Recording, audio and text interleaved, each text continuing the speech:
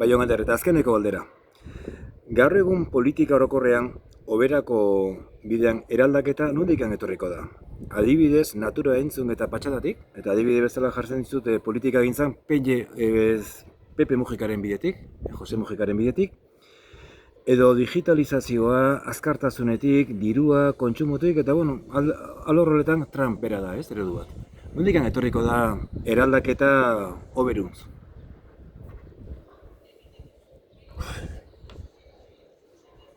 A ver.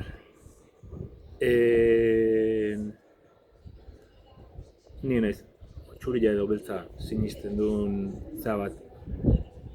Gizarte bezala, nik uste tokatzaigula Pepe Mujikan eredu horri gehiago, orokorren, gizarte bezala, horrek gehiago jutia.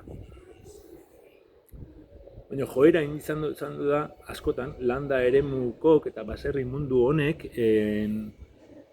jun behar dula atzeagotik, ez? Progresuan, teknologian da atzeagotik jun behar dula. Aurrenengo etorri behar dula, irian etorri behar dula, Silicon Valleyin etorri behar dula, investigatzen daia, aurrenengoan etorri behar dula.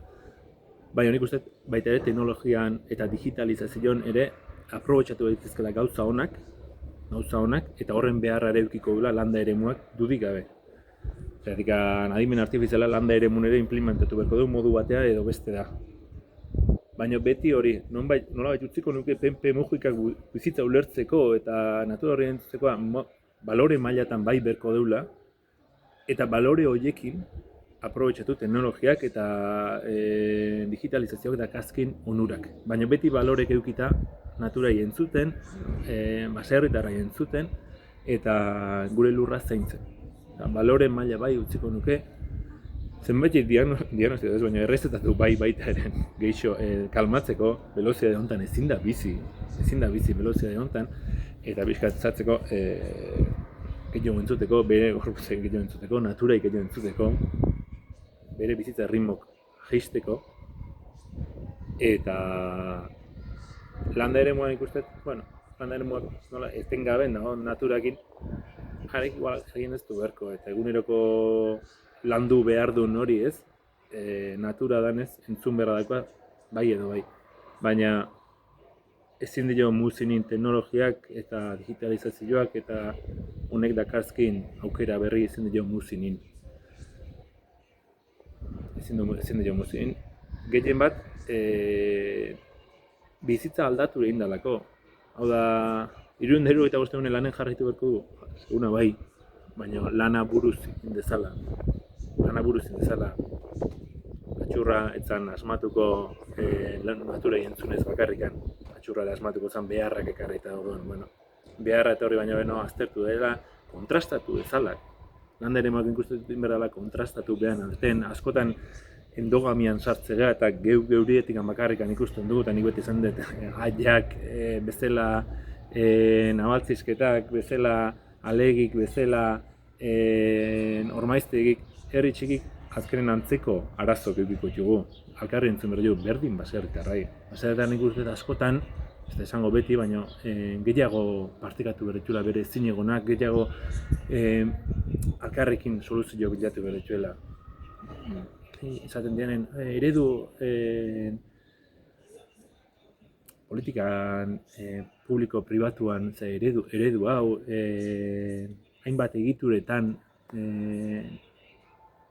baserritarrak egon berroi, hori hemen hasieratan berriak eraiki zianen edo berriak eratu zianen, hori hortzeon, funtsen hortzeon, kooperatibaetan erabakitzen zuten azkenen baserritarrak, nik uste dut hor bai papel aktiboa, horrea dedikatzeko demora atea behar du eguneroko lanetikan, demora ateatzeko ezinbesteko izango du digitalizazioa. Baina gizarte honi bai nik freno txo bat pixkat eskatuko nioke. Jarriko gara veloziade honetan bizitzea ere bai, baina nik uste berriz entzun, naturako zikloi entzun, ilargiri entzun, nik hor uste ezagutza asko aigeala galtzen. Eta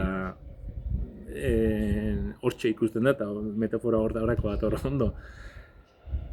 bere historia ahaztutzen dunak etengabe errepikatzea etorriko, eta errepikatu berko de bakarren batzuk, eta entzun berko de berriz natura, eta nomatzen, hombre, honekola funtzionatzen zuen da, eta bueno, baina goaindikan badak iskigu, ez?